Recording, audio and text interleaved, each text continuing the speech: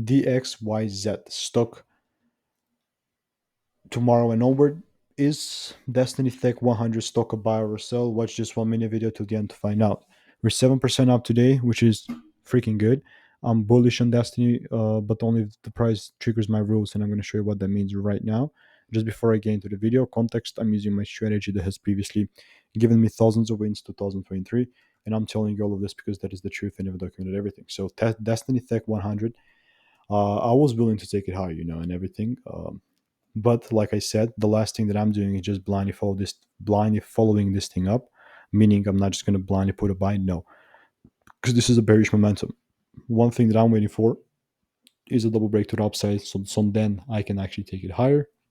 So how's that looking like? You see, just how it's outlined. Like I want to see a double break above a certain point there, and only when that happens, only then I'm actually taking it higher. Now, this is obviously not financial advice.